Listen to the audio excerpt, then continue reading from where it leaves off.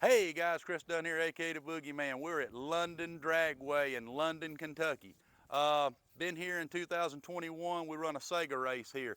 Absolutely awesome track, quarter-mile track on top of this, eighth and quarter.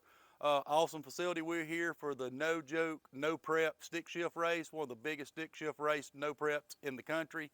Hopefully we'll have fun with our gasser today. So stay tuned, hold on, here we go.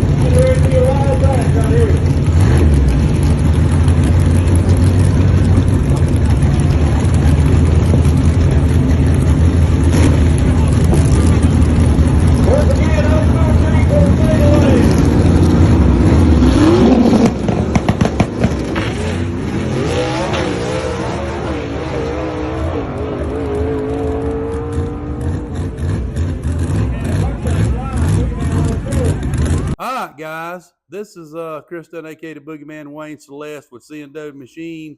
We're going to do a little recap from London on what happened to us first round. So, Wayne, take it from there. Okay, so if this had happened Friday night, folks, Lord only knows what would have happened Saturday. But ended up getting rained out Friday night, get there Saturday, go out to make a pass. And Chris, when I say, folks, it was like that right there. I literally mean that's what I was told at the starting line as far as the turbo car coming around them at the end. And that was with their cameras and whatever else they had up there.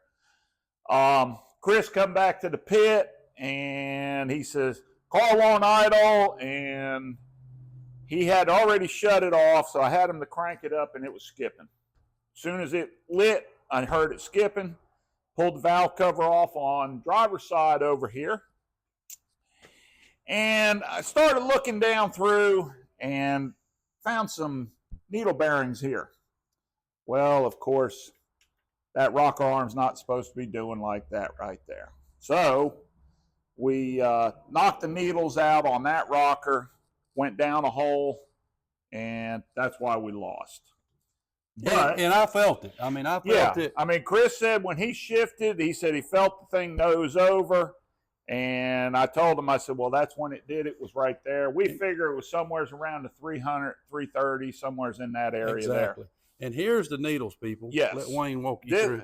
I had already drug a bunch of them out while we were in Kentucky, but I didn't go back to the rear corner, and this is what's left that was back there. So we got everything out right there. I'm just fixing to take these rockers off, and then we're supposed to have a new rocker, and we got to get it ready. The thing is, guys, we keep spares. We have brand new rockers right here in the box. We keep brand new intakes. We keep brand new exhaust. But like I said, we got rained out for Friday night testing, which is the reason we went up.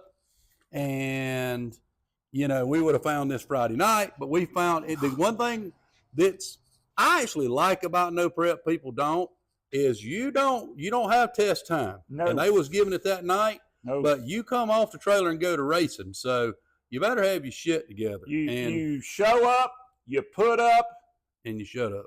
And you load up. One of the three. That's the way it's going to go. I'll turn the power on, Wayne. Okay. Have you got it in neutral already, right? Yeah. Okay. I pushed it in here yesterday.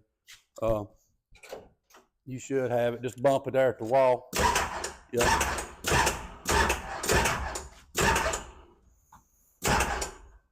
And guys, I'm behind on the video this week. That's the reason Wayne's here working on all this. We're kind of going to and we're going to check this side too. We checked it at the track, but we just put the car in, and we had a 6-hour drive home, so we just come home. We were tired. Yeah. And we got a race Saturday at Shady Side Dragway in Shelby, North Carolina, another no prep stick shift race. So we're trying to get ready for that. And bear with me. I went to Kentucky with obviously a upper respiratory infection. I knew I didn't feel good the last couple of weeks, but I went up. When we hit the mountains, it really just took a toll on me on the pressure difference. And I was sick as a dog when I got back, and I finally went to the doctor, and come to find out it's upper respiratory infection. Yeah, that was a long ride home for him, being as sick as he was. And trust me, I was letting that damn truck eat, son. Yeah, we made it home in 5 hours. It's a 5.5, 6 hour trip. We did it in 5, and that was stopping and everything. So that truck, I'm telling you, the Dodge was eating coming down, 75 and 40 and 26 back into South Kakalaki. But if you can look, we typically, let me tell you what this is. This is on me.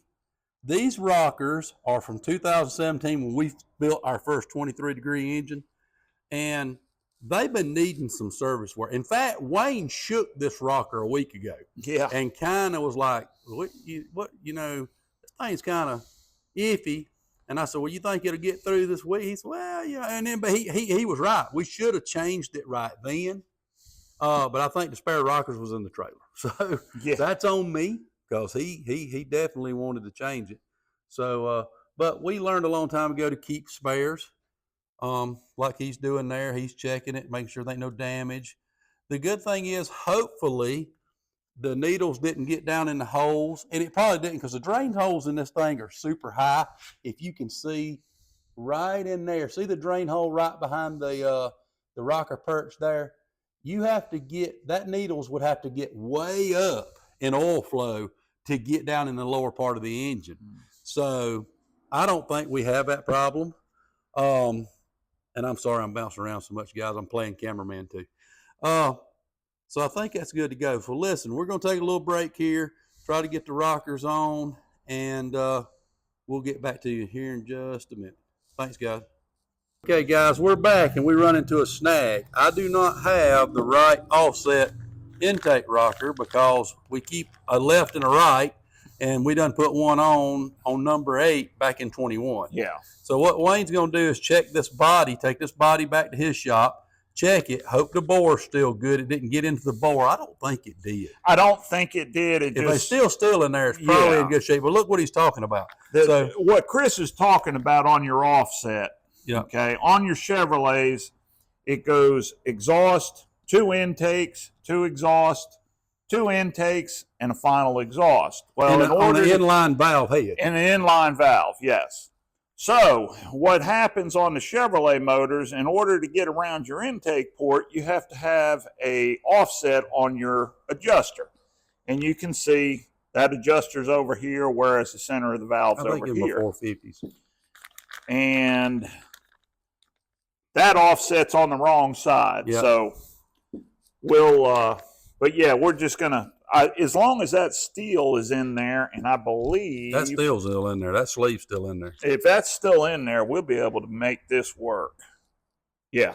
I can pick it up with the magnet. So what we'll do, guys, is we'll just push this on till tomorrow night. Wayne will take that with him, replace the bearing. We'll go back through it tomorrow night, show you guys, check everything, and we'll go from there. Thanks, guys. And hey, listen, fellas. Everybody laughs at me when they see me pull out what I call my handicap magnet. That's right. Now, the reason that I carry one of these is I have a bad lower back. I got a bad hip, bad knees. I drop something, bam, I can pick it up. Well, guess what? Saturday, I pulled the old trusty handicap magnet out, pulled all those needles and all that shrapnel out from inside the motor, just because I carry that with me. Go to your local Napa store, or any of the other ones, about $3, and you can buy one of these magnets and carry with you. It really, dude, it's worth it. It works on a lot of stuff, folks. And then the other thing, I believe I've got a new shaft down there at the shop. I may have a shaft. This one here kind of got effed up in the incident there, so, but we'll get it squared away. We'll be all right. All right, guys, we'll get back to you tomorrow night. See ya. All right, guys, it's the next night. Sorry it took so long. We had a spare shaft. That wasn't a problem, but we did run into another problem, and that is the rocker body was wore bad enough that we just couldn't put bearings in it. so it kind of screwed us up some, but what do? So we had to order some new rocker bodies from Jessel, which takes about a week and a half, and we're begging to get it faster. So we're not going to make the race this weekend at Shadyside, which is okay, but we got one next weekend in Darlington. They believe it's on the 27th at a backside race at Darlington. So hopefully next week we'll, get back with you. We'll get these rockers on, keep on going. We got some more videos coming up. We gonna have some more fabrication videos. Gonna start dropping more people's wanting to see them, and just bear with me. It's just hard to do racing and fab videos and all of this, but we're gonna get back on track with all kinds of different things. So don't forget about our podcast, Hot Rods and Gassers. That thing is fixing to drop soon. Chris Dunn, aka the Boogie Man.